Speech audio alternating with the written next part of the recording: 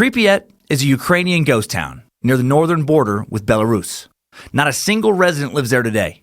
However, in 1985, roughly 50,000 people inhabited the then Soviet city, originally built to accommodate the employees of the Chernobyl nuclear power plant. In 1985, the city had 13,414 apartments, a large hospital, over 25 cafes, a movie theater, an art school, a museum, gyms, indoor swimming pools, 2 sports stadiums, Central Park with a giant Ferris wheel, much more. And then at 1:23 a.m. on Saturday, April 26, 1986, the number 4 reactor heated up to more than 100 times its usual operating power, which is very, very bad. Reactor number 4 exploded, and then several hundred staff and firefighters tackled a blaze that burned for 10 days and sent a plume of radiation around the globe. And it is a globe, flat earthers. In the worst ever civil nuclear disaster the world has ever seen, more than 50 reactor and emergency workers died, and in the years since, many more have died. How many deaths can be attributed to Chernobyl? How disastrous is a nuclear disaster? Will no one be safe to live in the former town of Pripyat? Are you safe from a nuclear disaster? What led to the Chernobyl nuclear disaster? Am I saying nuclear correctly? I'm saying it so many times. So much explored, examined, and evaluated in this atom bomb of a suck. This full nuclear edition of Timesuck. You're listening to Timesuck.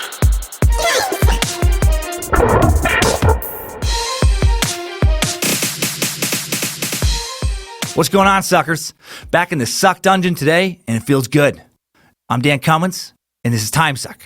Timesuck is brought to us today by a part of the Timesuck family. It's brought to us by Melissa Soroka Hair and Makeup Studio in Maitland, Florida, part of the greater Orlando area, where so much of Timesuck is located. The Melissa Soroka Hair and Makeup Studio is conveniently located in Maitland, Florida, next to the Publix Shopping Center, 525 Sabela Parkway, Maitland, Florida, Suite 202.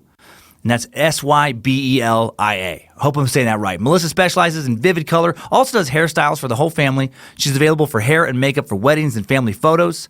She does HD camera-ready makeup for movies and commercials, so people can enjoy watching you on screen instead of focusing on counting your pores. Damn you, 4K.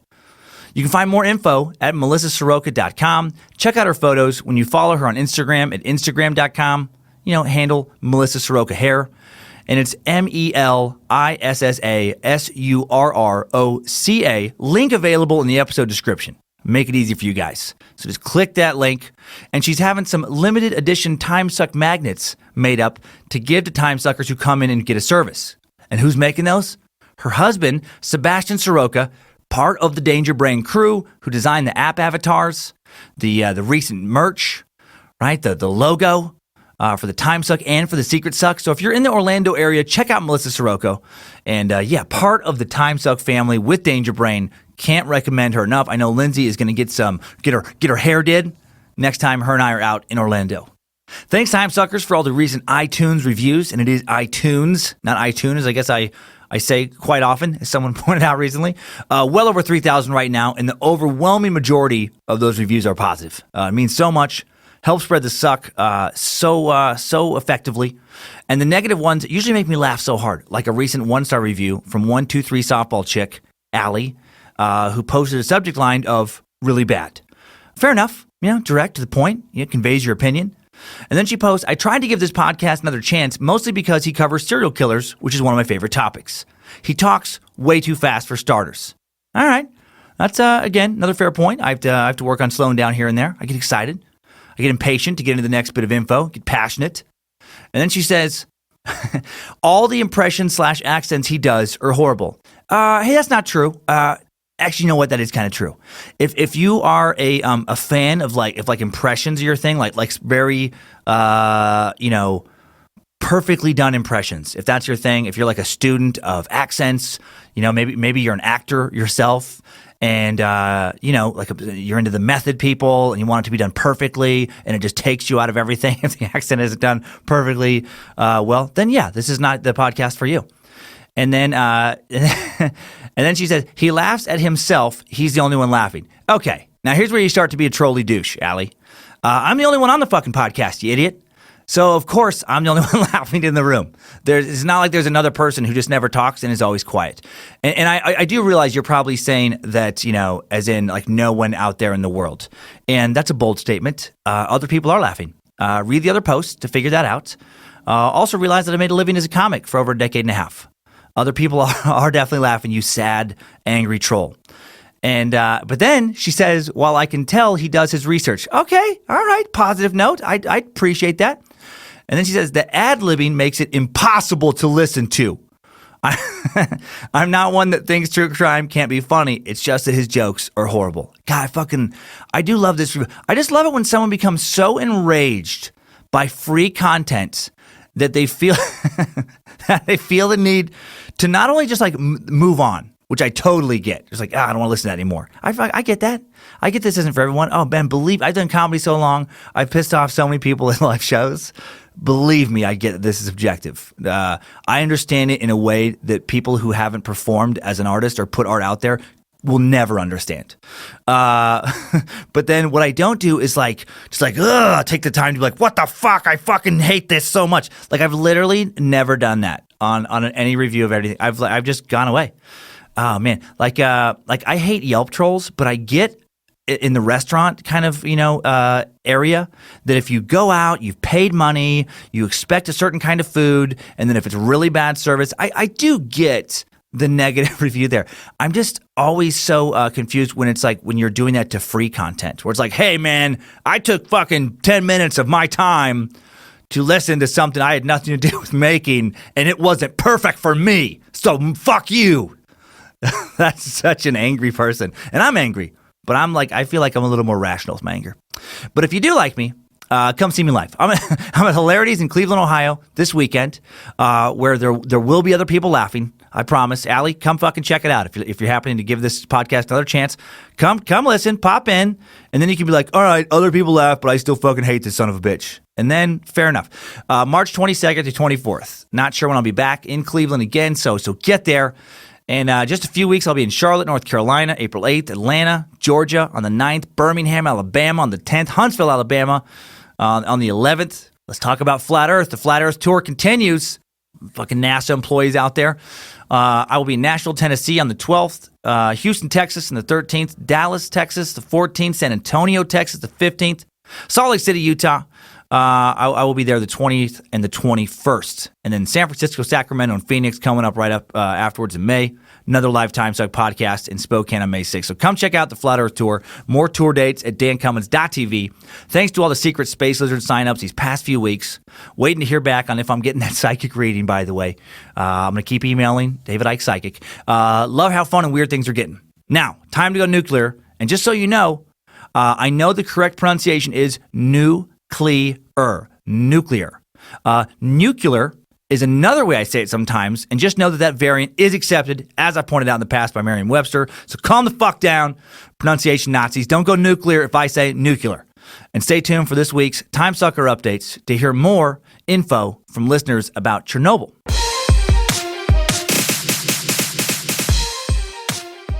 So what actually happened with Chernobyl? This is an important question to ask. There is the official Soviet narrative regarding what happened, but we can't entirely trust that.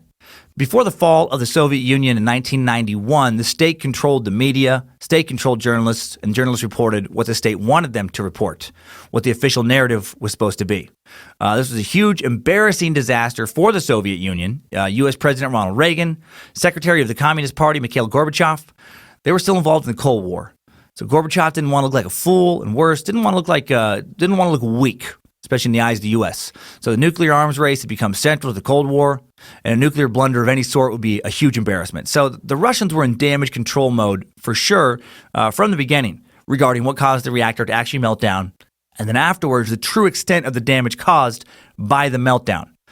And what's the big deal with radiation anyway? I mean, is it really that bad for you? I doubt it. I mean, I used to hike around the old Hanford Superfund site near eastern Washington's Tri-Cities, heavily radioactive, America's most contaminated nuclear waste site, not really that far from where I grew up in central Idaho, and I used to catch a variant of bass, native just to that area. It's the large and smallmouth, slow-moving, five-headed bass fish thing. Perfect for romantic dinners because it provides its own light. And I'm fine. I definitely have less than 15 toes, and I don't have that much webbing in between any of them. No, of course it's dangerous. Yes, at certain levels, radiation will melt the fucking bones right out of your head. First off, let's acknowledge that radiation is everywhere, though. There's a low level of background radiation perpetually around us all at all times, right? The sun, soil, rocks, even animals give off low levels of radiation. Damn it. Can't even go on a hike to get away from radiation. Actually, it sounds like hiking is full of radiation. Nice try, Mother Nature. Looking all serene and shit. Always trying to lure me into your radiation field. Not this guy. So how does it hurt us? How does radiation hurt us? Catherine Higley, director of the Oregon State University Department of Nuclear Engineering and Radiation Health Physics, Professor Smarty Pants herself, explains, as a radioactive material decays or breaks down, the energy released into the environment has two ways of harming a body that is exposed to it. It can kill directly kill cells, or it can cause mutations to DNA. If those mutations are not repaired, the cell may turn cancerous. So these are two categories of injury, somatic injury and genetic injury. Somatic injury is damage that occurs to the organism exposed to high levels of ionizing radiation and does not include reproductive cells. Effects like sickness, hair loss, internal bleeding, things that are, visible shortly after exposure. Other illnesses such as cancer may take a number of years to appear, and that's somatic injury. Genetic injury is damage to the reproductive cells due to exposure to high levels of ionizing radiation and can be passed down to an organism's offspring, perhaps generations later. Like some potential illnesses could be birth abnormalities and cancer. Somatic and genetic injuries are not solely caused by ionizing radiation. Many chemical pollutants found in our environment, such as cadmium, lead, and mercury, can also cause similar injuries. Radiation can damage at a DNA level. That's crazy. If a strand of DNA is damaged by radiation, the cell may repair the damage, die, or kill itself through a process known as apoptosis. Apoptosis. I wonder if this is why my son Kyler has 3 nipples, or why my daughter Monroe has 4 testicles. Might be all those Hanford hikes. I don't know. Now I'm starting to second guess it. And you don't need to have lived like near some nuclear catastrophe to have experienced radiation. Again, we've all experienced it. We're all experiencing it right now, especially you piney suckers. And radioactive materials can't occur naturally. Uranium is present in the Earth's crust, is brought to the Earth's surface through coal mining, among many other ways. And then there's radioactive waste, which is the byproduct of nuclear power generation or nuclear weapons manufacture, or working with highly radioactive materials. Nuclear waste is the material that nuclear fuel becomes after it is used in a reactor. From the outside, it can look, exactly like the fuel that was loaded into the reactor. Assemblies of metal rods, enclosed fuel pellets, etc. But since nuclear reactions have now occurred with or around this metal, the contents aren't quite the same when they come back out. Nuclear energy is released when a nuclear fuel atom snaps into 2, and the key component of nuclear waste is the leftover smaller atoms known as fission product, and this is radioactive. And nuclear reactors in the U.S. alone produce more than 2,000 metric tons of radioactive waste a year, according to the Department of Energy. And some of this waste will be lethal to humans for another 250,000 years. Man, so much for truly clean energy. And a lot of that waste is being stored at the Waste Isolation Pilot Plant 26 miles east of Carlsbad, New Mexico, less than 100 miles from Earth's butthole, Roswell, New Mexico. Inside joke for those of you who heard the Norse gods suck. And this waste is being placed in rooms 2,150 feet underground that have been excavated with a 3,000-foot thick salt formation, or excavated within this 3,000-foot naturally occurring salt formation. It's part of the Salado and Castile formations, where salt tectonics have been stable for more than 250 million years. So they go way out in the desert. It's like this big old salt block underground. They've dug into the middle of it, and that's where they've been piling our nuclear waste.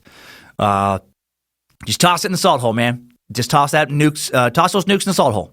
And then harvest that salt and feed it to your enemies. Would you like some more salt, person I hate? You'll know you have the right amount when your tongue falls off and just lands on your plate. Hail Nimrod! Now, luckily, not all forms of radioactive waste remain radioactive for 250,000 years. Radioactive iodine, one of the byproducts of nuclear power creation, an example of nuclear waste that can be released in a meltdown, doesn't even last anywhere near that long. It tends to be absorbed by the thyroid gland. It can cause thyroid cancer, but radioactive iodine is short-lived and will be around only about 2 months after an accident, says Andre Bouvel of the National Cancer Institute, who has studied radiation doses from the fallout of the 1986 Chernobyl explosion in Ukraine. So if the exposure to the air comes after that time, radioactive iodine does not pose a health risk, is what he says. Radioactive cesium, another reactor byproduct, on the other hand, can stay in the environment for more than a century. but it does not concentrate in one part of the body the way that radioactive iodine does. The Chernobyl accident released a plume of radioactive materials into the atmosphere in a fraction of a second. In the following years, the incidence of thyroid cancer among those exposed as children increased in Ukraine and nearby countries. The cancer showed up between 4 and 10 years after the accident. Children were exposed to radioactive material mainly from eating contaminated leafy vegetables and dairy. There have been no detectable health effects from exposure to radioactive cesium after the accident. So in general, it takes a pretty high dose of radiation to increase cancer risk. Americans are exposed to about 3 millisieverts each year from natural sources such as the sun. And even at that low amount, consistent exposure to the radiation present in those ultraviolet rays can give you skin cancer. A person's risk of getting sick depends on how much radiation the body absorbs. Those exposed to high levels of radiation, about 2,000 millisieverts, could develop actual radiation sickness. And that shit is no joke, man. Radiation sickness is often fatal and can produce symptoms such as bleeding, shedding of the lining of the gastrointestinal tract, cause nausea, vomiting, bloody diarrhea, mouth ulcers, and the most terrifying symptom of all, spontaneous bleeding. I don't have a medical degree, but spontaneous bleeding sounds like just about the worst symptom you can have for any disease. Just, this is bad, doc. I'm puking blood. No, we can work with that. I'm also shitting blood. That seems bad. I mean, that's bad, right? Yes, blood defecation is quite severe, but I can work with it. There's still plenty of hope to be had. Oh, and lately I've just started spontaneously bleeding. Just blood just pours out of my skin, my ears, and my eyes. Holy shit, what the hell are you doing here? What, are you trying to kill us all? Listen, son, medically speaking, you are fucked. Now go crawl out in the woods and die alone, you selfish son of a bitch. Yeah, so, 2,000 millisieverts of radiation, real bad. Even a total dose as low as 400 to 600 millisieverts can also be lethal, can also cause spontaneous bleeding. Ugh. Or, according to what I've read in some comic books, it can be super awesome and you can become Dr. Manhattan, for example, right? The source of inspiration for the white eyes of the Timesuck logo. He began as a simple lab technician named Dr. John Osterman. When he was trapped in a radioactive particle test, his entire body was destroyed down to the molecular level, but he was able to rebuild his body and return as Dr. Manhattan. Thank you, Alan Moore. Thank you, Dave Gibbons. Thanks, DC Comics, for publishing The Watchmen. So there's that.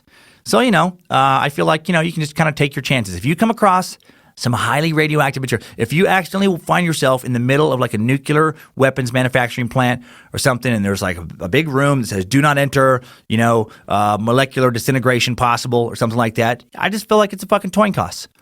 Sure, maybe you're going to spontaneously bleed out, or maybe you're going to be able to become Dr. Manhattan and project yourself to other worlds at will. And again, for reference, a chest X-ray is only about 0.02 millisieverts, according to the International Atomic Energy Agency, and people are exposed to about 2.4 millisieverts per year from natural background radiation in the environment. So, that's just a little primer on radiation before we get into this whole Chernobyl disaster. Now, let's lead up to that fateful day in 1986 when shit went sideways, with a little Timesuck timeline that includes a brief history on the international development of nuclear power. Strap on those boots, soldier. We're marching down a Timesuck timeline.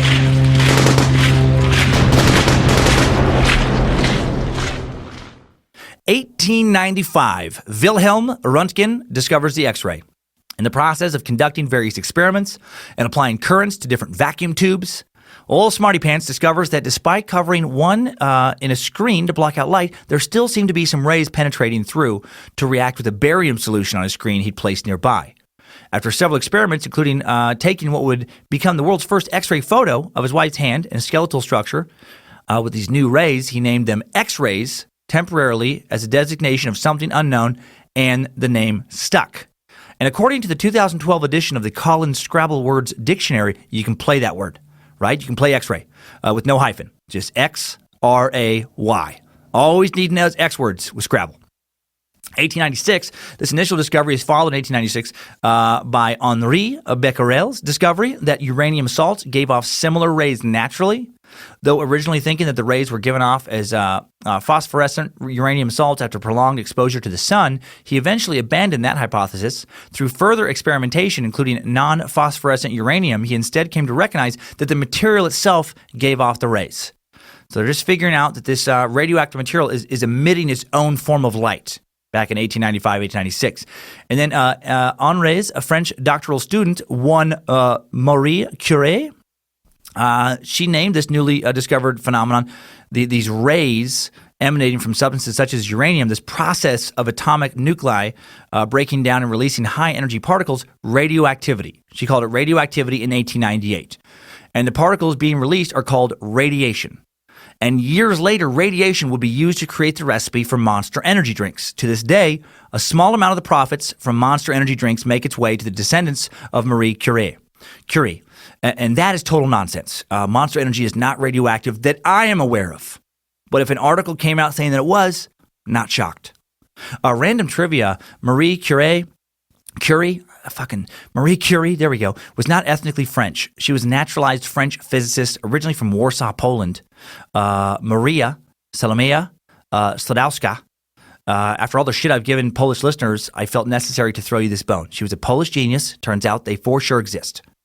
Marie Curie would go on to become the first woman to win the Nobel Prize. She'd go on to win 2 Nobel Prizes in 2 different sciences. Also become the first woman to become a professor at the University of Paris. So, yay Polish people, yay women, and I don't know, hail Lucifina. Between 1898 and 1902, the Curies, Marie worked with fellow researcher and husband Pierre, published jointly or separately a total of 32 scientific papers, including one that announced that when exposed to radium, diseased tumor-forming cells were destroyed faster than healthy cells.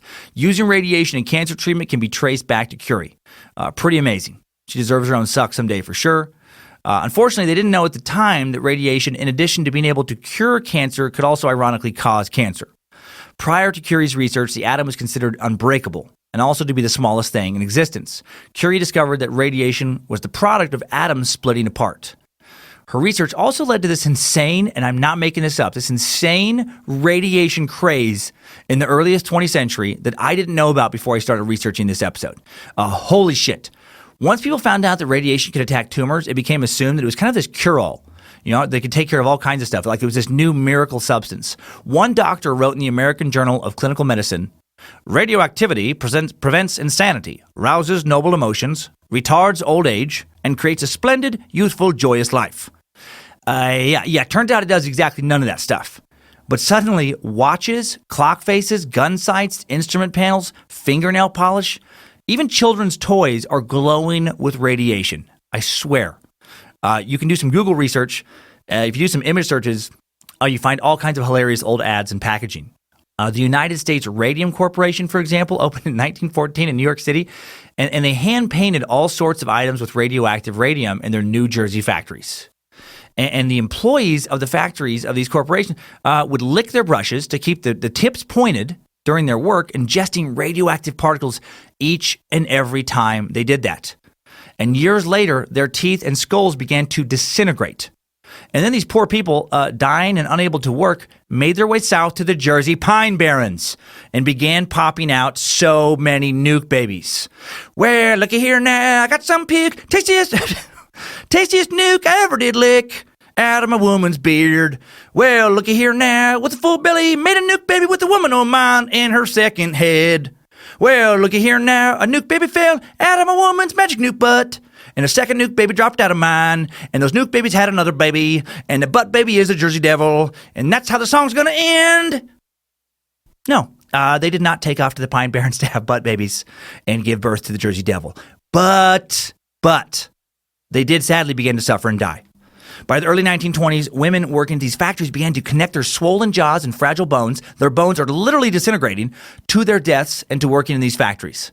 By 1927, litigation was beginning to be brought against the United States Radium Corporation, other similar companies. However, they'd continue to pump out their products for decades, because no true scientific understanding of the harmful effects of radioactive exposure was yet known. Some early deaths, companies like making radium cosmetics and toothpaste promising to rejuvenate the teeth and skin. Oh my gosh. Even radioactive condoms are being produced. Wow, just a whole new way to experience a burning sensation on your genitals, right? Like they had no idea how toxic this stuff was yet. Just putting their weens in some radioactive condoms and then putting those radioactive weens in vaginas. Like, how ironic that the early practitioners of safe sex were adding a preposterously unnecessary danger to their bedroom activities. Radiation was also added to cigarettes. Yeah, most cancer-inducing cigarettes ever. Radioactive cigarettes, that was a real thing. You could even get radium-infused sand for your kids' sand pits. Not kidding. It was advertised as more hygienic and beneficial than world-renowned curative baths. Yeah, just get in the nuke sand, kids. Hey, kids, you look a little pale. Why don't you get in the nuke box? Go on there. Get in the nuke box. The general public, no idea this was horrible for you. 1926, Hermann Joseph Mueller, an American geneticist, did finally figure out that this shit was really bad for you. He discovered a clear quantitative connection between radiation and lethal mutations. By 1928, some other scientists had made the same connection, but then the Great Depression hit and everyone had other stuff to worry about, right? So shut the fuck up about your radiation mutations, Dr. Crazy Talk. We're trying to figure out how to not starve to death right now and get our economy going. And then on the heels of the Great Depression, World War II hit, and it still wasn't a good time to hear about radiation was bad for you, right? There was a war to be fought, a war to be won by any means necessary, and radiation was becoming crucial to that war effort. So don't talk shit about it. It wouldn't be until 1946 that Mueller would be awarded the Nobel Prize in Physiology or Medicine for the discovery that mutations can be induced by X-rays. Now, that was conveniently given to him after the war and after a couple real nasty bombs were dropped on Japan, right? Seems like very suspicious timing to me. Oh, radiation is bad? Seriously? Oh, man. Oh, if we only knew about that before we bombed the fuck out of Japan. Oh, we're so sorry. Whoopsies. 1932, British physicist James Chadwick discovered that the neutron was a thing. Big discovery concerning the ability to create both nuclear power and nuclear weapons. An important piece of the atomic puzzle was unlocked. The atom has a nucleus, a central region of protons and neutrons circled by electrons. This discovery was verified by the scientific community in 1934, and he won the Nobel Prize in 1935. Scientists soon realized that the newly discovered neutron was an uncharged but fairly massive particle, could be used to probe other nuclei. It didn't take long for scientists to find that hitting uranium with neutrons resulted in the fission of the uranium nucleus and the release of incredible amounts of energy, making possible nuclear weapons. Chadwick would work on the Manhattan Project, another future suck during World War II to build atomic bombs. Also in 1932, well-known industrialist, playboy, 3-bottle-a-day Radithor drinker Eben Byers, Radithor being radioactive water sold as a cure-all, died a horrific death of a then unknown illness. Turns out he had a real bad case of radiation sickness. Byers had drank nearly 1,400 bottles of radioactive water over 3 years. Holy shit.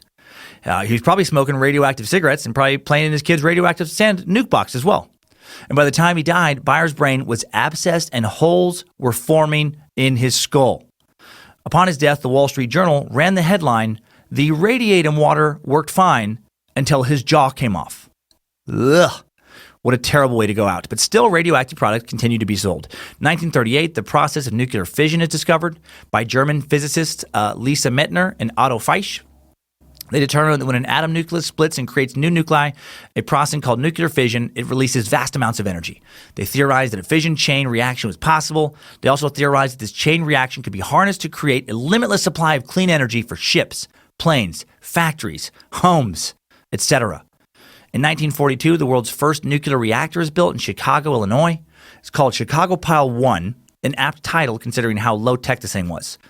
Here's a quote. It was a stack of 40,000 graphite blocks held together in a wooden frame, 25 feet wide and 20 feet tall. Inside, about half the blocks were holes containing small amounts of uranium oxide. Inside a few others were nuggets of refined uranium metal, the production of which was still a novel process. The pile had few safety features. The scientists' only protection against radiation came from a set of cadmium control rods designed to be inserted and removed by hand, along with untested theories and calculations. As one governmental report later put it, there were no guidelines to follow, no previous knowledge to incorporate. Right? They were pioneers. Neither university nor city officials were told that an experiment that even its creators judged as risky was taking place in the heart of the second largest city in the United States. Love it. Man, just a bunch of scientists dicking around with a radioactive brick pile, trying to cause some atomic reactions. That could have been one of the biggest scientific backfires in U.S. history. Just contaminate all of Chicago with lethal radiation. Oh, sorry, guys. Whoops. You're all going to have to move. You're all going to have to find a different place to live. The whole city has to go. The experiment itself was anticlimactic. The piles, started up on December 2nd, brought to criticality, the point at which a nuclear reaction becomes self-sustaining, then shut down a half hour later before its growing heat and radioactivity became too dangerous and could possibly cause a massive explosion.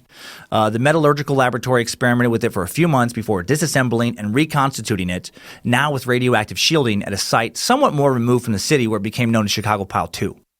Ultimately, the reactor ran for over a decade there before it was finally dismantled and buried in the woods. The following month, planning began to build a proper series of nuclear reactors at Hanford, Washington, right, to breed plutonium for a bomb. And in January of 1945, plutonium reprocessing begins at Hanford. January 20th, uranium is separated for the first time in Oak Ridge, Tennessee. On July 16th, the U.S. explodes the world's first atomic bomb, the Trinity test, at Alamogordo, New Mexico. On August 6th, Little Boy, a uranium bomb, is dropped on Hiroshima, Japan. Between 80,000 and 140,000 people are killed. On August 9th, Fat Man, a plutonium bomb, is dropped on Nagasaki, Japan, and about 74,000 people are killed. Fuck. So many civilians, man. We have to suck on those bombings someday, for sure. I get the rationale to stop the war. I've heard about it many times. Less overall loss of life than if the war would have continued. But civilians? Like, how were Truman and others not charged with war crimes? Seriously. Strongly guessing they weren't charged because we won the war. Had we lost? Oh, for sure. For sure they're war criminals. The Japanese were already talking surrender, by the way, when those bombs were dropped.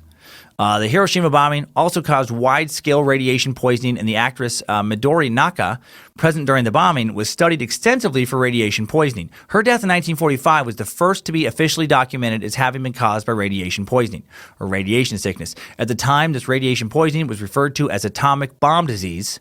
Her hair fell out days after the bombing. Purple patches develop on her skin. Her death receives widespread publicity, and the dangers of radiation first become, known to the general population of the world. August 1st, 1946, President Harry S. Truman signs the Atomic Energy Act. Its purpose is to control the development and production of nuclear weapons and to direct the research and development of peaceful uses of nuclear energy. December 25th, the Soviet Union achieves its first nuclear chain reaction in Moscow. Also in 1946, 2 scientists from the USA die after working with fissile materials without using protective clothing or shielding. And before we continue with our nuclear timeline, let's hear a quick word from today's sponsor. Timesuck is brought to you once again by Chikatilo's Wrestling Academy. At Chikatilo's Wrestling Academy, students of all ages, but mostly teens, are instructed in all manner of Chikatilo pelvic-based wrestling techniques. Limp pelvic thrusts, groin shame shimmies, clenched buttock wiggles, communist cock slaps, all patented Chikatilo wrestling moves for both self-defense and sexual pleasure. So use the promo code TIMESUCK at checkout and get 30% off an 8-week lesson package.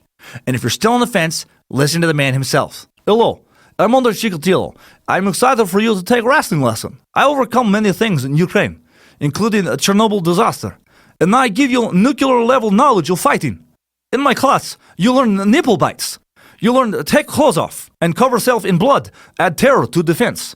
You learn penis fast face slap to gain a psychological edge on attacker. I also offer one-on-one coaching. I prefer it. Meet me in woods for one-on-one wrestling and for lesson also. What is big deal? You'll learn in woods. I hope to see you soon. Purchase in the next 10 days, and you'll also get a free, what is big deal, Chikatilo water bottle, complete with a straw incapable of ever standing up straight, that you have to vigorously tug on to get your drink on.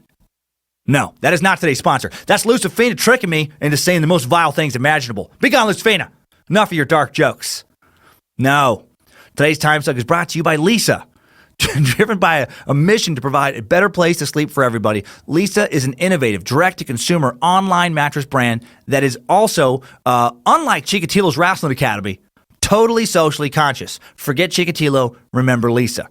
For every 10 mattresses Lisa sells, they donate one to a shelter through their 110 program. They plant one tree for every mattress sold, donate 1% of each employee's time to volunteer for local causes. Most importantly, they make kick-ass mattresses. Numerous time suckers are already sleeping on, myself included. They have a patented universal adaptive feel. featuring 3 premium foam layers, including a 2-inch Avena foam top layer for cooling and breathability, a 2-inch memory foam middle layer for body contouring and pressure relief, and a 6-inch dense core support foam for durability and structure, which works for sleepers of all sizes. So try Leesa mattress in your own home for 100 nights risk-free, available in the US, UK, Canada, and Germany online with free shipping. This 100% American-made mattress ships compressed in a box right to your door. Or try it at the Leesa Dream Gallery in Soho, New York City, and Virginia Beach, and over 80 West Elm stores nationwide. Get $125 off and a free pillow when you go to Leesa, LEESA.com/Timesuck. Okay, back to some nuke shit. August 29, 1949, Soviet Union detonates its first atomic bomb, Joe 1, in Kazakhstan. It is a copy of the Fat Man bomb from the U.S. dropped in Japan, has a yield of 21 kilotons. And then out in the desert, 18 miles southeast of Arco, Idaho, on December 20th, 1951, the small experimental Breeder Reactor 1 becomes the world's first electricity-producing reactor when it generates sufficient electricity to power 4 200-watt light bulbs. Yeah, Idaho. First state to power anything with nuclear electricity, motherfuckers, so suck on that. You suck on that. However, the small reactor was just built to prove theoretical concepts and was never intended to be used for commercial use, and it was quickly shut down and dismantled. Wah, wah, wah. All right, well, Idaho had a brief moment of glory. I still am excited about it. June 26, 1954, at Obinsk, Russia, the nuclear power plant APS-1, with a net electrical output of 5 megawatts, was connected to the power grid, the world's first nuclear power plant that generated electricity for commercial use. Now, there are currently approximately 447 nuclear reactors in use in over 30 different nations, with over 60 more currently under construction. September 30th, 1954, the USS Nautilus, the first American nuclear-powered submarine, is launched. They had shrunken the tech down enough to get a small nuclear reactor inside a submarine, which is great for a sub's ability to remain underwater and go and be out at sea for long periods of time with no need for refueling. Also terrible for people in a sub if a meltdown occurs, which we will mention in a second. On December 30th, 1958, an accident occurs in the Los Alamos plutonium processing facility that would cement the dangers of radiation. Cecil Kelly, an experienced chemical operator, was working with a large mixing tank. The solution in the tank was supposed to be lean, typically less than 0.1 grams of plutonium per liter. However, the concentration on that day was actually 200 times higher. When Kelly switched on the stir, the liquid in the tank formed a vortex, and the plutonium containing layer went critical, releasing a huge burst of neutrons and gamma radiation in a pulse that lasted a mere 200 microseconds. Kelly, who had been standing on a ladder, a foot ladder, peering into the tank through a viewing window, fell or was knocked to the floor by this quick flash. 2 other operators on duty saw a bright flash, heard a dull thud. Quickly, they rushed to help and found Kelly incoherent and saying only, "I'm burning up, I'm burning up." He was rushed to the hospital, semi-conscious, retching, vomiting, hyperventilating, I'm guessing spontaneously bleeding. And at the hospital, Kelly's bodily excretions were sufficiently radioactive enough to give a positive reading on a radiation detector. And sadly, he does not turn into Dr. Manhattan. 2 hours after the accident, his condition seems to improve. He regains coherence. And then, however, it becomes clear very soon that he would not survive long. Tests show that his bone marrow is destroyed. And the pain in his abdomen becomes difficult to control despite medication, and he dies 35 hours after the accident. Man. July 4th, 1961, the Russian nuclear sub K-19 develops a major leak in her reactor coolant system, causing the reactor temperature to rise to a very dangerous 800 degrees Celsius. Due to poor design and failure to have a backup cooling system installed, Captain Zatayev had no choice but to order a team of 7 engineering officers and crew to undertake a repair despite lethal rates of radiation exposure. The repair crew was successful in stopping the leak. However, all 7 were dead within a week. The incident contaminated the entire boat. Within a few years, 20 more crew members were dead, their deaths attributed to the incident at sea. Man, how bad is fucking following that order suck? Hey, man, get in there. Go grab that radioactive fucking stuff and stuff it back in the reactor. Get in there. Go seal it off. But I don't have the proper clothes. Get in there. You'll be fine. Just take a shower afterwards. Also on October 31st, 1961, the USSR explodes the world's largest nuclear bomb with a yield of 58 megatons. They weren't about to let a little atomic poisoning stop some new weapons testing. 1970, Pripyat is founded on February 4th.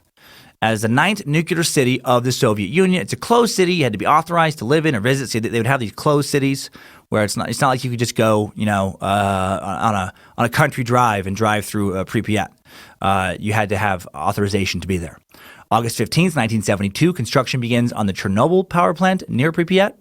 The first Chernobyl reactor is completed in 1977, followed by a second reactor in 1978, third in 81, and a fourth in 83. And each reactor could produce 1,000 megawatts of electricity, and the plant produced 10% of all of the Ukraine's electrical needs. September 9th, 1982, a partial core meltdown occurs in reactor number 1. The extent of the accident was not made public until 1985. The reactor was repaired, put back into operation within months. No one, that we know of was harmed in that incident. And for the most part, everything goes really well at Chernobyl until April 25th, 1986.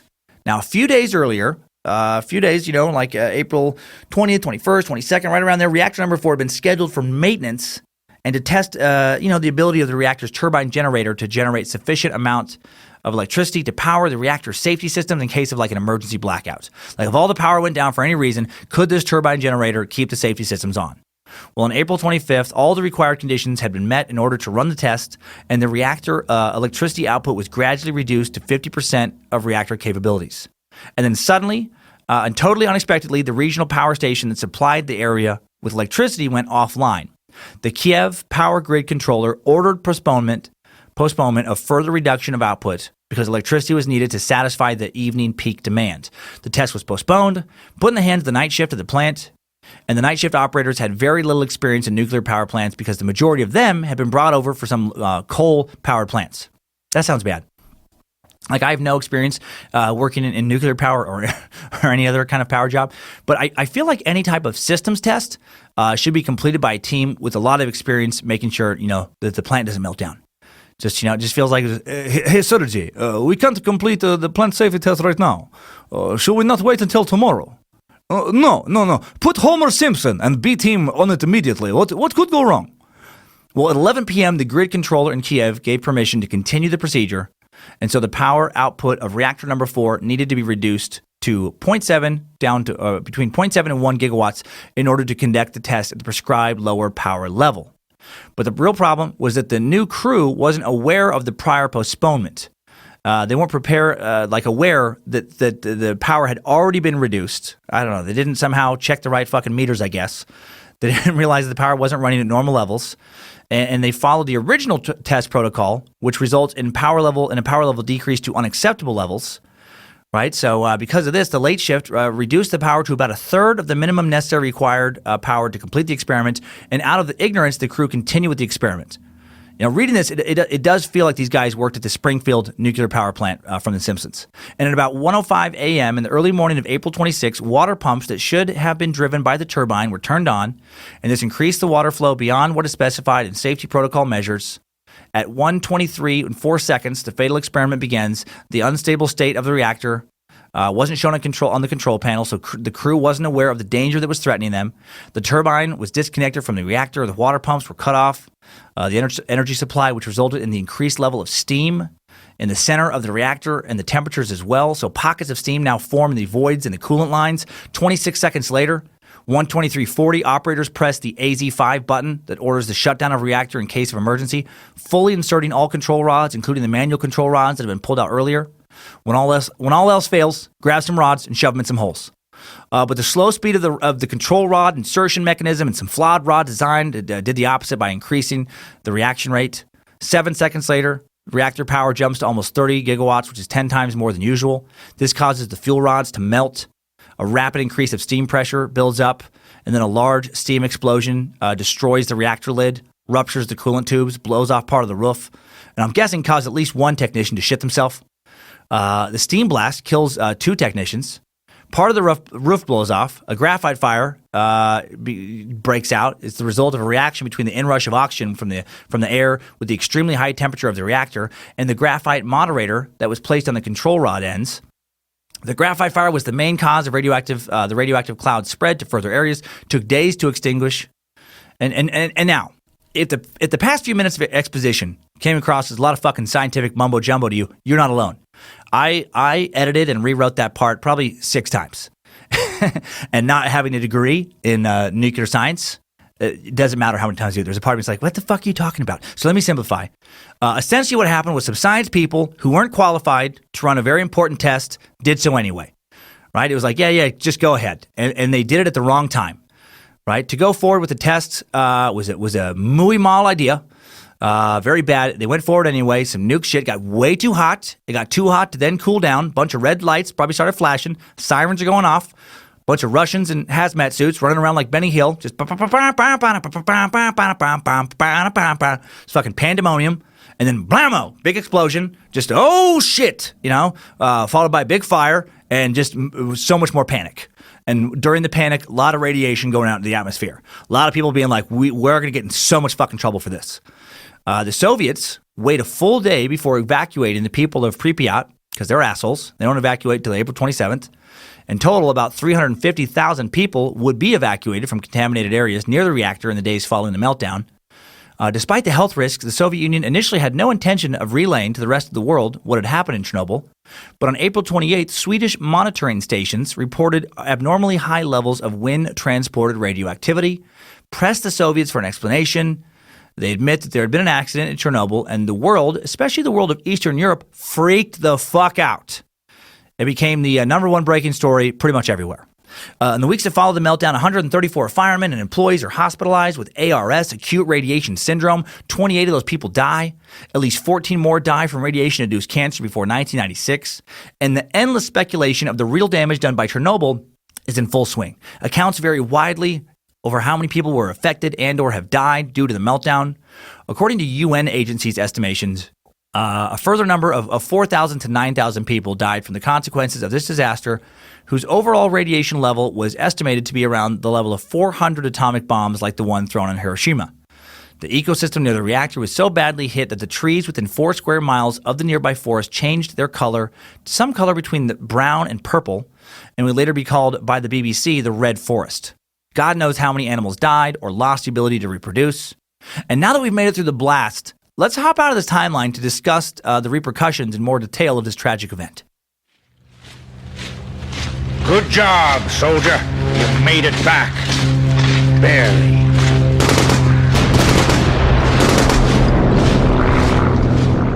When it comes to the effects of Chernobyl, let me just start by restating that experts can't and will never agree on the true extent of the damage caused, and we'll never be able to actually find out conclusively.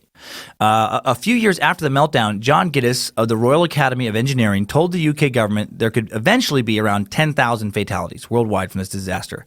A study announced back in 2005 by the World Health Organization said a total up to 4,000 people could eventually die of radiation exposure from Chernobyl. Now, this is a study conducted by an international team of more than 100 scientists, but as of mid-2005, fewer than 50 deaths had been directly attributed to radiation from the disaster, almost all, being highly exposed rescue workers, many who died within months of the accident, but others who died as late as 2004. Environmentalist group Greenpeace back in 2006 attributed nearly 100,000 deaths and 250,000 cancer cases to Chernobyl. And that report wasn't written by 10 hippies sitting in a drum circle, working on aligning their spirit rhythms on some mountaintop. No, it was conducted by a team of 52 scientists hired by Greenpeace, and the study was based primarily on Belarus's national cancer statistics. The report concluded, amongst other findings, that on the basis of demographic data, between 1991 and 2006, 60,000 people have additionally died in Russia because of the Chernobyl accident, and estimates of the total death toll for Ukraine and Belarus could eventually reach another 140,000. Right? So, they're thinking up to 200,000 deaths could be attributed eventually. Finland was one of the most heavily affected countries, affected by the radioactive fallout. And another group of scientists and medical researchers analyzed the relation of the estimated external radiation exposure from the fallout to cancer incidence in Finland between 1988 and 2007. The study comprised all 3.8 million Finns who had lived in the same dwelling for 12 months following the accident. Their analysis, found that there was not a noticeable increase in cancer incidence following the Chernobyl accident, with the possible exception of colon cancer amongst women rising slightly. Now, this is important to note, man. This study didn't get a lot of media attention, really any. I had to find it in some old medical journal from the U.S. National Library of Medicine and the National Institute of Health, but it reports the increase of cancer compared to pre-Chernobyl levels. A lot of other studies just list the total amount of cancer cases since Chernobyl hit, which is completely meaningless fucking statistics. That's completely meaningless data. You got to know the baseline, like how much cancer was already occurring previous to Chernobyl, and then how much cancer occurred afterwards. And if it's a negligible difference, then you can't really blame the meltdown on the new cancer cases. And it's tricky because cancer affects slash kills so many people already. One study I came across said that roughly 20% of just all people in general on Earth will die from cancer. So when you're looking at a population of roughly 5 million people in the most heavily hit area around Chernobyl, you have to already attribute, 1 million deaths to cancer of some sort, as opposed to dying of natural causes or anything else. That sounds like so much. But I found another stat that said 38.5% of people will be diagnosed with some form of cancer at some point in their life. So when you're trying to determine how much cancer Chernobyl caused, you have to look at statistic, like a significant statistical increase. You have to find that above an already gigantic number. And even then, you have to then rule out other variables. Do people living in the fallout areas smoke more than they used to? Do they have a higher percentage of jobs that put them in contact with other carcinogens than they used to? Do they live in more urban areas with more air pollution than people used to? Do they drink more radiation water? Do they wear more radiation condoms? Do they sit in more radioactive sandboxes than they used to? But seriously, it's super complex. And what was the total area that may have been affected anyway? During the 10-day period of maximum release from Chernobyl, volatile radionuclides were continuously discharged and dispersed among many parts of Europe and later the entire northern hemisphere. For example, relatively high fallout concentrations were measured at Hiroshima and Japan over 8,000 kilometers from Chernobyl. Most radiation was deposited in areas near the reactor, although some hot particles were transported thousands of kilometers away. The largest concentrations of volatile nuclides and fuel particles occurred in Belarus, Russia, and Ukraine, which makes sense because that's right where it happened. But more than half of the total quantity of Chernobyl's volatile inventory was deposited outside of those countries. So a lot of it made it, many miles, many kilometers away. Extensive surveying of Chernobyl's cesium-37 contamination was carried out in the 1990s under the auspices of the European Commission. The results indicated that about 3,900,000 square kilometers of Europe was contaminated to various degrees by cesium-137, which is 40% of the surface area of Europe. So in terms of surface area, Belarus and Austria were most affected by higher levels of contamination. However, other countries were seriously affected. More than 5% of Ukraine, Finland, and Sweden were contaminated to statistically dangerous levels. More than 80% of Moldova, the European part of Turkey, Slovenia, Switzerland, Austria, Slovak Republic were contaminated as well. 44% of Germany, 34% of the UK were similarly affected. In terms of total deposition, or depositing of cesium-137, Russia, Belarus, and Ukraine received the highest amounts of fallout, while former Yugoslavia, Finland, Sweden, Bulgaria, Norway, Romania, Germany, Austria, Poland each received more than one petabecquerel of cesium-137, a very large amount of radioactivity. So again, a lot of the world affected to some degree by radiation, which may have created a lot of extra cancer or almost no extra cancer outside the immediate fallout zone. Right? Again, so hard to determine, who truly was affected by this. But let's talk about that zone. Let's talk about this zone right around it. There's still an area of roughly 1,000 square miles around Chernobyl, which is uninhabitable. It's called the exclusion zone or the zone of alienation. And while you can't move there, you can visit. I had no idea that was a thing. I swear to God, you could take a tourist trip to Chernobyl right now if you get your permits in order. Or you can, visit all around the area of Chernobyl. And this area even has a hotel. The hotel is the only place for explorers of the zone to stay in, and its staff are only allowed to work on a strict rotation of 15 days in the zone and then 15 days outside to keep radiation levels to a minimum. Workers inside the zone live in basic dormitories in the town of Chernobyl. What the fuck? How hard up for a job are you when you apply to work at a hotel inside the exclusion zone of Chernobyl? Jesus. Like, if you hate your job, be thankful you don't have that one. If you don't have a job, be thankful you don't have that one. Holy shit.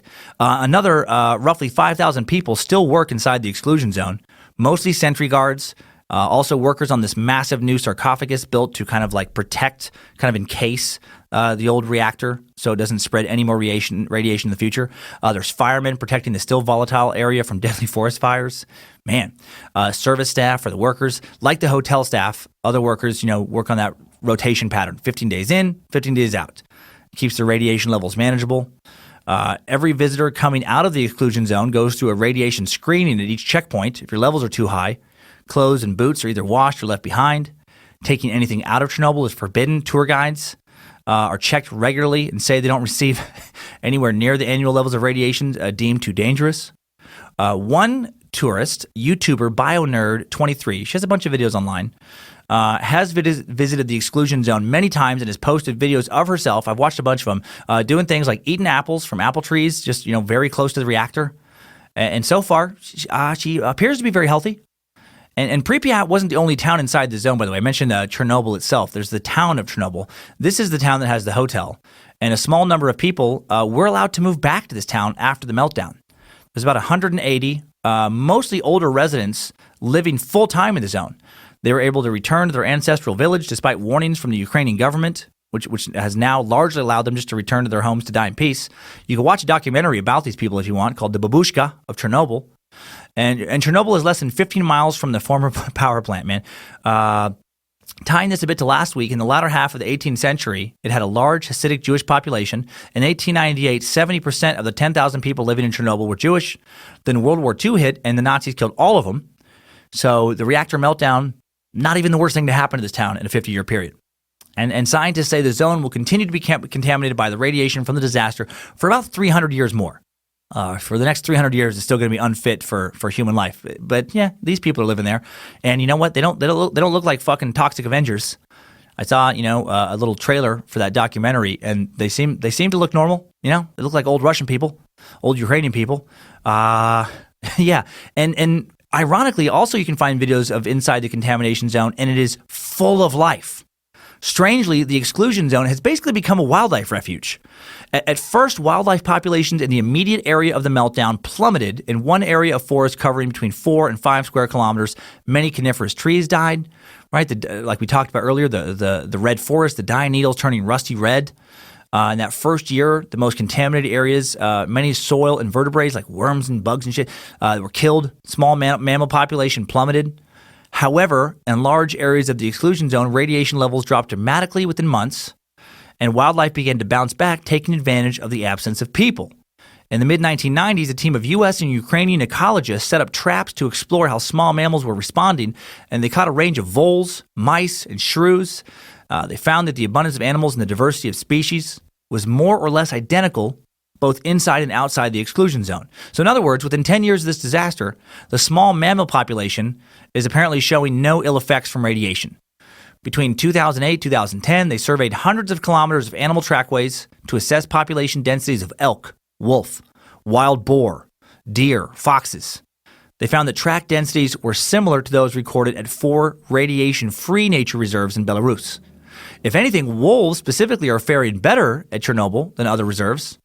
The data suggests that they might be 7 times as abundant there as in other local kind of forests.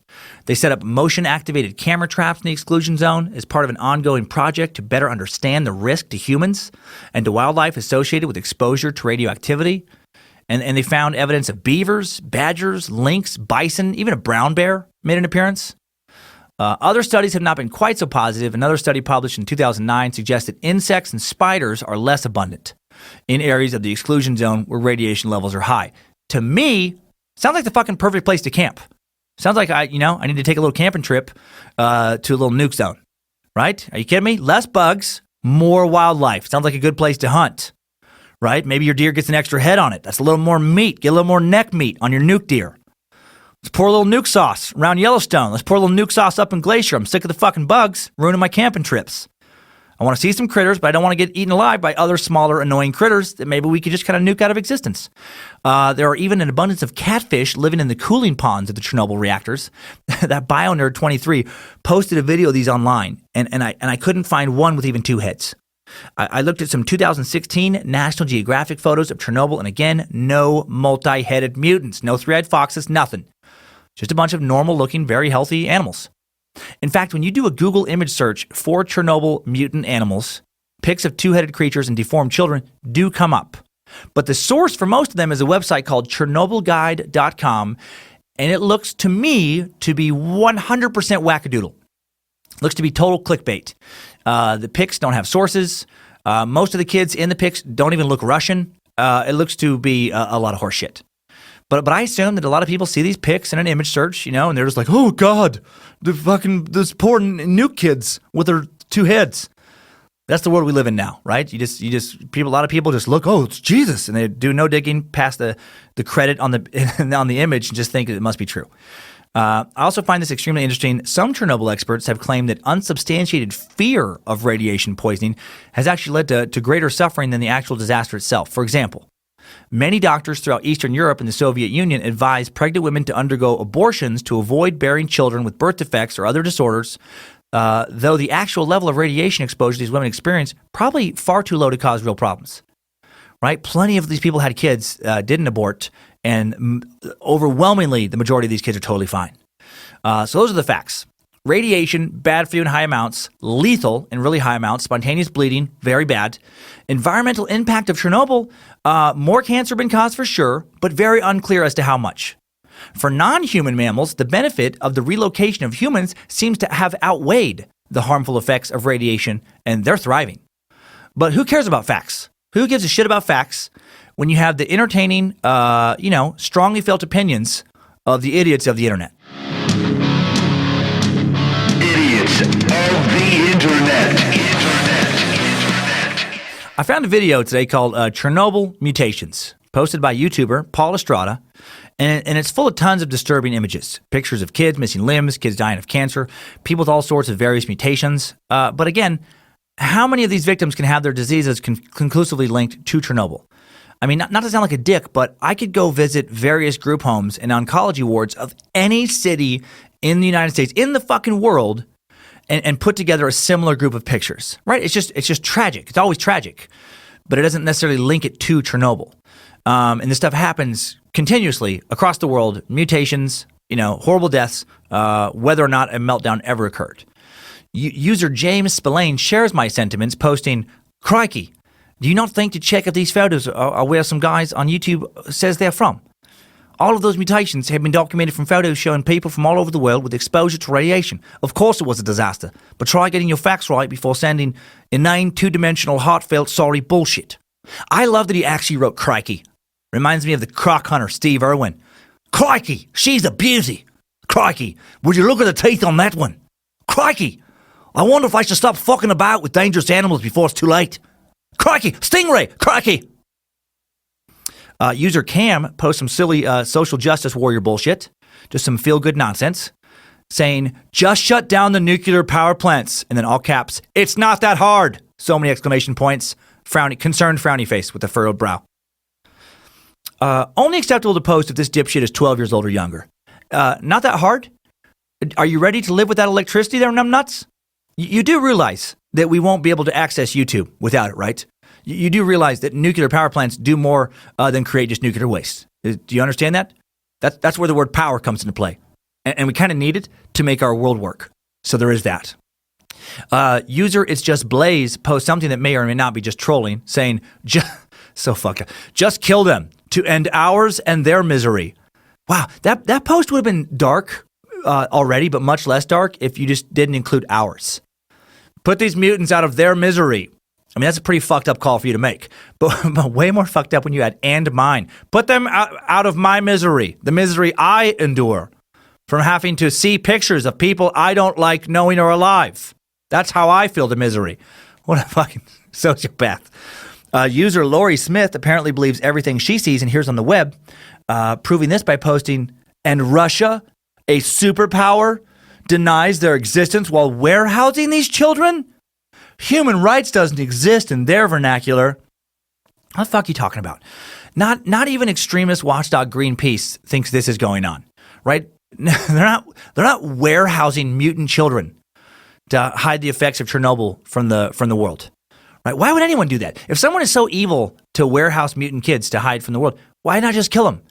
They would have to be a very unique combination of very evil and also very dumb to be like, no, we're going to take all these mutant kids, we're going to put them in a warehouse out somewhere. so no one will know the secret. Why not just kill them? Because that's horrible. I'm not a monster. I'm not going to kill some mutant kids. I'll put them in a fucking remote warehouse, hide them from the world, let them die there, but I'm not going to kill them. What are you talking about? Oh, man. I feel like this person, Lori, cries a lot about the shit she thinks is happening around the world. I've met too many people like that. People who live just to learn about, wallow in, and share tragedy, right? They define themselves with other people's tragedies. Right? It's like that type of person has gotten up and walked out of my stand-up comedy shows so many times over the years, right? They can't handle something I've said. That I have no interest in ever spending any time with that kind of person ever again. Oh my gosh, Susan, do you hear about those poor Chernobyl kids? Russia's hiding them in warehouses right now. I just can't stand knowing that that's going on. For Pete's sake, why would those fudge nuggets hide them? Because they're toxic mutants, Susan. Because Chernobyl gave them 3 eyes and no legs. God bless America. It makes me so freaking angry. Gee willikers, corn nut, son of a bucket. Lori, why is Russia doing this? Are they really doing? Yeah, Susan. Leaping lizards are doing it right now in some warehouse near Chernobyl. Go lick a duck if you don't believe me. Lori, the area around Chernobyl has belonged to the Ukraine and Belarus, not Russia since 1991, you dumb bitch. Why do you believe this stupid shit, you mindless fuck? Don't call me anymore. I wish you could play it like that. Plenty to be outraged about in the world when you don't need facts to back up your rage. It can be a scary world, for sure, but it can be a much more terrifying world when you're an idiot of the internet. Idiots of the internet. I feel like if the reviewer from earlier would have heard that last act out, she would have been very upset. She wouldn't have appreciated that little comedy moment there, or lack of comedy moment. But yeah, just you find those people all over the web. Like they just bounce from like tragic video to tragic video. Just oh no, oh my, how could that happen? Okay, so that's what we learned. Chernobyl is very bad, but maybe not as bad as we've been led to believe. Nuclear power plants, dangerous. Fact. Radiation sickness, horrific way to go out. Fact. Nuclear meltdown could end in life as we know it. Not fact, not necessarily. The Earth is pretty resilient. Within a few years, the area immediately surrounding the reactor in Chernobyl has become a fucking nature preserve. Did not expect that. Now, that being said, mutations did occur. Sterility did occur in those animals. You know, this is not to be filed under the no big deal category. People did die. People are still dying from cancer that in all likelihood could be attributed to Chernobyl, but just maybe not as many as I expected to find out about. What I started wondering going through all of this is nuclear power more dangerous than other alternative energy sources? And here's what I found in an article published in the journal IE, an Irish digital news site. Speaking of Ireland, get those accents in now if you're going to play this week's little Space Lizard game on the Secret Suck. The 2014 article claims that over 40% of the world's energy consumption comes from coal, and that some 30,000 coal miners have died since 1970, more than in the production of any other energy source. So there's that. Environmentally, the pollutants produced by coal mining and coal burning also have detrimental effects on health. It can cause or increase the risk of a myriad of health concerns such as heart attack, asthma, lung cancer, bronchitis, other respiratory conditions. The World Health Organization estimated in 2008 that pollution from coal particles causes 1 million deaths yearly. Right, because some countries with no regulations, they just like in China and some places where there's so much fucking pollution from that. Fossil fuels currently produce almost 63% of the United States' energy needs, producing roughly 2,500 billion kilowatt hours.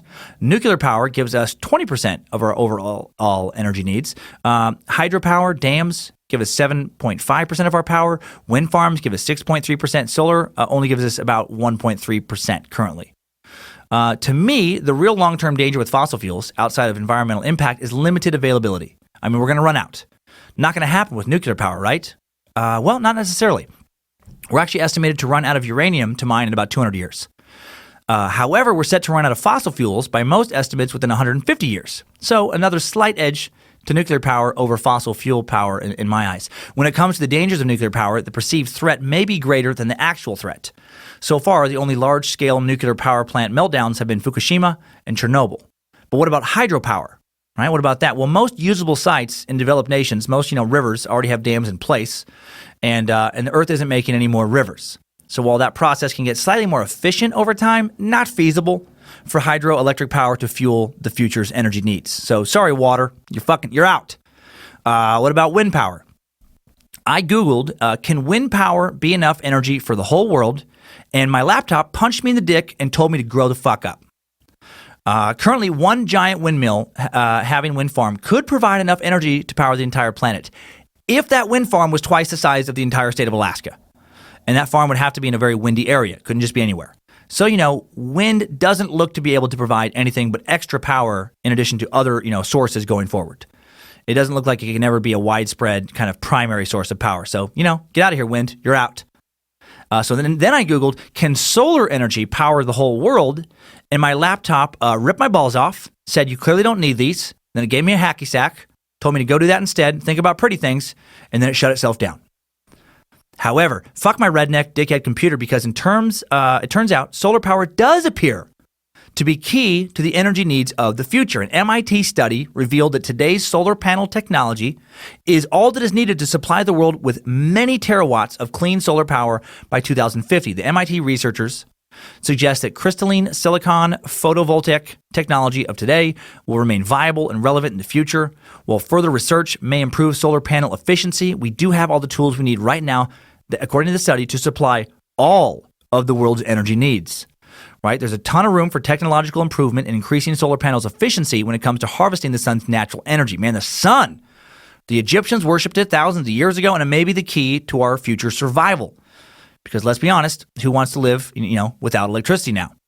To me, I think we got to harvest Nimrod's eyes, man. Get his fucking sun eyes going. Harvest the power of Nimrod. Hell, Nimrod. To me, the real danger with nuclear power isn't with energy; it's with weapons. Right? And I think pretty much everyone is in agreement with that. There's a website called nuclearsecrecy.com/nukemap where you can enter your city and find out how many people would die if a nuclear bomb hit it. You pick a city, pick from a variety of existing nuclear weapons, find out how many people die from the initial fireball, from the air blast, from thermal radiation. You can decide if the bomb hits, makes impact with the earth or explodes over the earth at various, altitudes.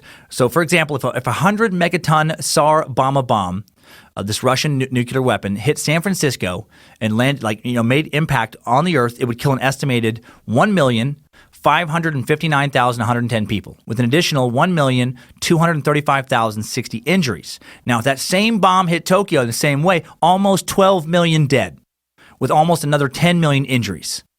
One of these bombs hits my home of Coeur d'Alene. I put that in there too. Fucking all of us are dead. Like, this entire area is just gone. It's insane.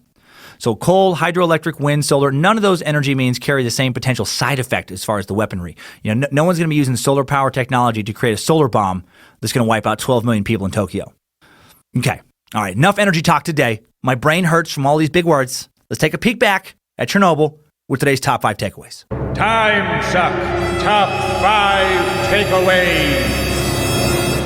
Number 1, radiation comes in many forms. In science, radiation falls on a spectrum of electromagnetic radiation. Long wavelengths are things like radio waves. Light is somewhere in the middle. Small lengths like alpha, beta, and gamma rays are emitted from radioactive isotopes. They can penetrate your cells and destroy your DNA. Of course, these rays exist all around us all the time. We're all experiencing some level of radiation. It's the amount that is the issue. Number 2. A radium company in New Jersey offered $1,000 to anyone who could prove that its certified radioactive water sold under the brand name Radiathor did not contain the large amount of radium and thorium it claimed to in the 1920s and 1930s. Alas, Radiathor was a real thing. No one ever claimed the prize. Radiathor did claim at least one life, that of well-known industrialist, Playboy, 3-bottle-a-day Radiathor user Evan Byers. And again, his gruesome death in 1932 inspired the Wall Street Journal headline, "The radium water worked fine until his jaw came off." Ooh. Number 3, the forest around Chernobyl is not teeming with 3-headed deer or even 8-legged Norse spider horses. But it is teeming with wildlife, including more wolves than surrounding Eastern European forests and even brown bears, and healthy-looking catfish in the reactor cooling ponds. Number 4, a few hundred people still live within a few miles of the meltdown, and I've watched some of their interviews, and they seem to be fine. I've actually seen more rugged-looking people right here in Idaho at the grocery store. Number 5, new info. Despite setting a 19-mile exclusion zone and building a huge concrete sarcophagus to cover the melted down and still radioactive Unit 4 reactor, officials kept 3 reactors operating in the wake of the aftermath. Nearly 14 years altogether. At the time of the incident, a fifth and sixth reactor units were under construction. Those projects were quickly halted, but units 1, 2, and 3 kept producing power. The last unit, Unit 3, operated until the year 2000, when international negotiations finally shut down the plant for good. Why? They needed the electricity. Man, how much would it suck to be told you still had to go back to work the day after the meltdown? Hello, Alexei. I'm so glad you make it alive from explosion yesterday and not feeling sick from radiation. I have good news. You will not lose good paying a nuclear plant job. It take you many years to get. I also have bad news. I need you come in for double shift starting tonight. Yes, plant still burning, much radiation happening, trees turning red, many animals dying. So wear 2 jackets to be safe. And maybe bring lunch from home. Plant cafe food, how you say, a little sketchy at the moment. Timesuck Top 5 Takeaways. Chernobyl sucked. Sucked so much nuke today. So much nuke, my jaw's going to fall off like that poor early 20th century radiation drinker. Now get out there and grab some tickets to my Flat Earth tour. Hilarities in Cleveland, Ohio this weekend, all over the South in early April, Salt Lake City and more. So many shows up at dancummins.tv. Check out those dates, snatch up some tickets. Thanks to Harmony Velicamp, Jesse Dobner, Lindsey Cummins, Josh Krell, the entire Timesuck team. Thanks to all the space lizards who voted in Chernobyl to be a subject or a suck on the app. And thanks for all the reviews and spreading the suck, man. Post on social media, reference it on Reddit. Keep spreading that sweet, sweet suck. Every review helps. It helps so much. Next Monday's episode, it's a big one, talking about guns. And don't get triggered, pun intended. I'm not going heavy on either side, man. There's enough of that out there. There's enough people saying, you fucking don't take them. There's enough people saying, fucking get them out of here. I'm not going to do either one of those things. All right? I'm not going to talk about how we have to get rid of them all. I'm not going to talk about how, we don't have to fucking change anything. I just want to present data and let you interpret it.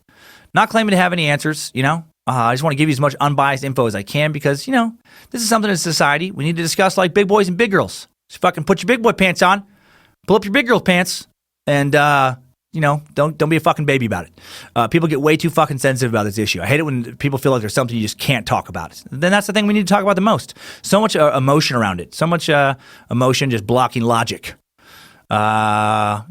So let's just learn about it. I'm curious, and full disclosure, I'm a gun owner. I am just curious about stats regarding this issue. I've heard people get real fired up about it my entire life. And I'm ready to unpucker my butthole, and I hope you are as well. And you can trust me, this is going to be a good suck. And let's find out what you suckers have been up to, with this week's Timesucker updates. Updates? Get your Timesucker updates. So much info on Chernobyl sent in by Timesuckers this past week. I love it, man. Getting ready for this episode. So we'll start with some of that, including some of this to round out the Chernobyl presentation. First bit of extra nuclear knowledge comes in from Jesse Latham, super sucker. It's an excerpt from a longer email adding insight to the meltdown. And Jesse says, the operators begin the test. The reactor is meant to have 28 control rods fully inserted at all times. However, during the course of the test, it is discovered that only 18 of the required 28 have been inserted. Even after it is discovered, not enough control rods are inserted, and despite several alarming printouts from the computer calling for immediate shutdown, they continue on with the test, even shutting down 2 of the 8 turbines meant to feed water back into the reactor. In fact, multiple backup safety features, including the emergency core cooling system, were shut down for the test. The RBMK reactor has a major design flaw called positive void coefficient. So as stated before, steam is produced by the boiling water heated by the fuel rod's reaction. To put it as simply as I can, the explosion was caused by an increase in reactivity due to a decrease in the amount of control rods. The rate of reaction caused excess heat. Excess heat caused the turbines that feed the coolant water in the core to fail. The failure of the turbine prevents coolant to enter the core, which then even further increases the temperature, which then increases the rate of activity exponentially. The positive void refers to the empty space in the coolant the bubbles created when boiling water boils. And all these factors increase. So much steam is produced by the increasing hot boiling water. While this is happening, one of the operators present hits the emergency shutdown button. However, Too late. Due to another one of the emergency systems shut down during the test, the emergency control rods failed to descend. And as the remaining fuel rods begin to descend simultaneously, the rods, which are tipped in a substance that does nothing to slow reaction rate, the fuel rods meant to descend a full 23 feet descend only 6.5 to 8 feet total before they stop. When the control rods stopped, shock waves felt throughout the entire plant. Because the rods were not fully inserted, the majority of the major backup safety systems were shut down. The exponentially increasing rate of reaction/heat in the core causes the initial explosion in the reactor due to excessive levels of hydrogen mixed with the helium-nitrogen gas mixture already present in the reaction.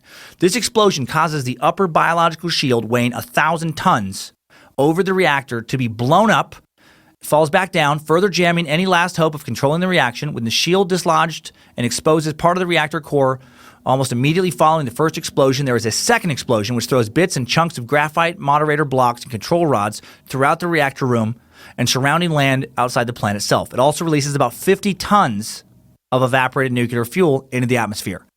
This has been great. Honored to help provide some knowledge to you and all the suckers out there. Jess, man, thanks for that extra info. Man, again, I just picture that Benny Hill music. I picture just Russian, nuclear engineers just running around, like tripping over each other, just just screaming tears. Holy shit, man. 1,000-ton shield blown up into the air and 50 tons of evaporated nuclear fuel thrown out into the atmosphere. Wow, what a huge lapse in judgment, those guys made. Whew. Now, another Timesucker update about Chernobyl from Ailey. I believe I'm saying that right. A-I-L-E-Y. I don't know that name very well. Ailey regarding how the evaporated radioactive fuel affected lives far away. And Ailey says, hiya. This will be quick as I'm supposed to be working right now, not listening to Timesuck. Love it. Work can wait. I just finished the latest one and heard the topic for next week is Chernobyl. I wanted to send some quick personal info. Places outside of the initial zone had some interesting consequences. My parents were living in Scotland, and at that time, my parents are always talking about how that year, lots of dairy and meat products were contaminated and thrown away due to the meltdown. However, the bigger impact I'm personally aware of and connected to is my boyfriend. He's Finnish. I live in Finland now, and he was born soon after the meltdown. He was diagnosed with leukemia within the first few months of his life. According to him, apparently a lot of children in Finland were, diagnosed with cancer after that. And as you know, Finland right next to Russia.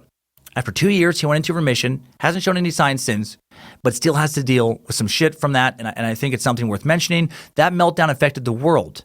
And that's a warning that even the most selfish in the world should keep in mind during talks about nuclear energy.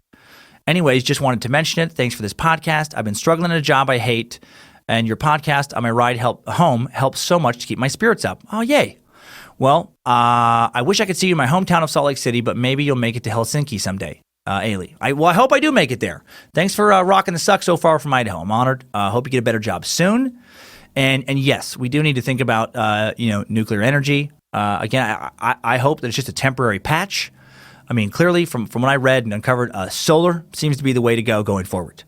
And now another personal note on Chernobyl. This from Super Sucker Jake. Says, hey, Dan, the Timesuck man. Not sure where you're at with the Chernobyl suck, but I thought that you would find this interesting. My father-in-law's fiance was vacationing in Russia when Chernobyl happened. She doesn't talk about it often, but based on the few times that she's talked about it, she was on vacation with her first husband and at least 4 other couples.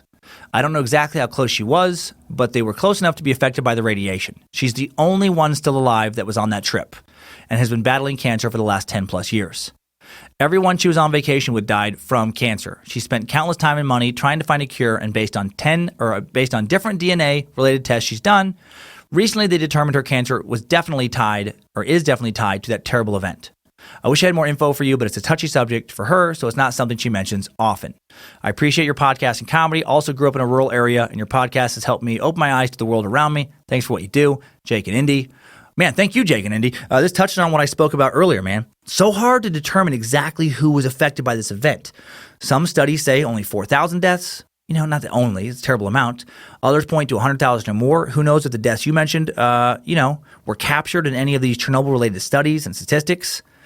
Man, and again, this really wants to make me invest in solar power for the future. Nuclear energy may be cleaner, in some ways than fossil fuel energy. But man, neither comes close to being as safe as harnessing sweet Nimrod's eye power. So now, a couple cool updates on last week's Belsky brothers. The first, very personal story.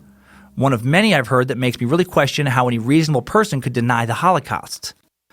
This is from Chaim Schaller. And Chaim says, wow, just listen to the Belsky Brother episode.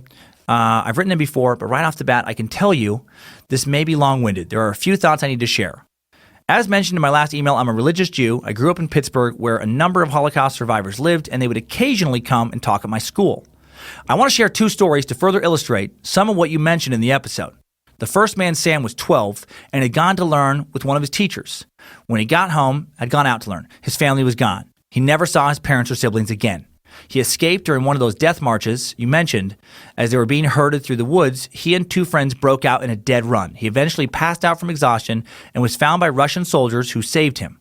When the war ended, he was 18 years old, almost 6 feet tall, and weighed less than 90 pounds. The second man, Jack, was liberated by the American Army. When they would liberate a concentration camp, the Army would bring in medical staff as well as food, blankets, and other provisions.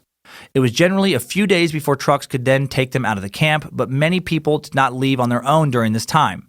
One night, an American soldier came across Jack and a few others attempting to dig a hole under the fence using spoons and their bare hands.